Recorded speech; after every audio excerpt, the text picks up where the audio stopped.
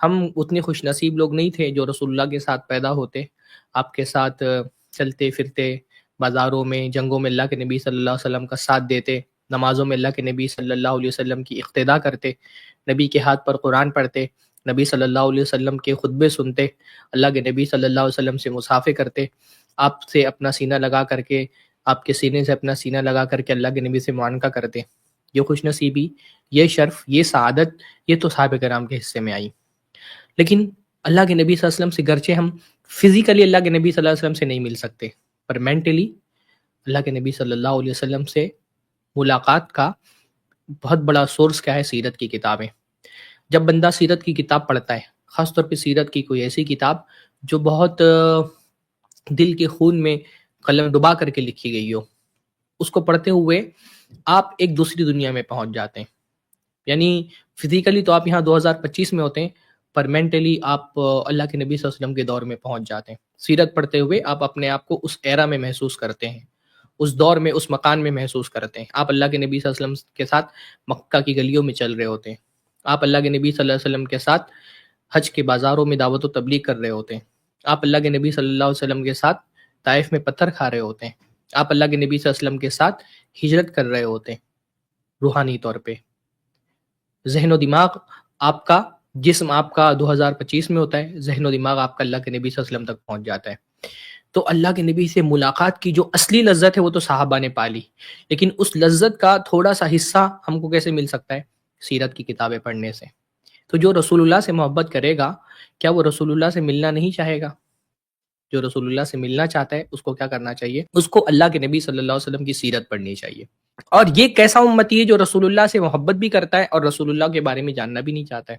یہ تو بہت تضاد کی بات ہے، عقل و دماغ اس کو قبول نہیں کرتا کہ ایک شخص رسول اللہ سے محبت بھی کرتا ہے، رسول اللہ کی رسالت کا کلمہ بھی پڑھتا ہے، اور اس کو رسول اللہ کے بارے میں، ان کی زندگی پڑھنے کے بارے میں، ان کی حدیثیں پڑھنے کے بارے میں کوئی دلچسپی بھی نہیں ہے۔ ایسا کیسے ہو سکتا ہے کہ رسول کو جاننا بھی نہیں چاہتا اور رسول کی رسالت کا کلمہ بھی پڑھتا ہے؟ بھئی رسول کو جاننا تو ایک مومن کا سب سے بڑا شرف ہے، اس کی خوشی ہے کہ وہ رسول کو جانتا ہے۔ مومن میں اور کافر میں فرق ہی کیا ہے؟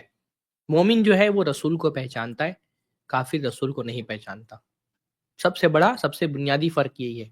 ام لم یعرفوا رسولہم فہم لہ منکرون۔ اللہ تعالیٰ نے کافروں کے بارے میں، مشرکوں کے بارے میں یہ فرمایا ہے کہ یہ رسول کو نہیں جانتے، اس وجہ سے رسول کا انکار کر رہے ہیں۔ یعنی رسول کو نہ جاننا یہ مشرکوں کی علامت ہے، کافروں کی علامت ہے۔ جو انکار کرتا ہے وہ اصل میں رسول کو نہیں جانتا ہے۔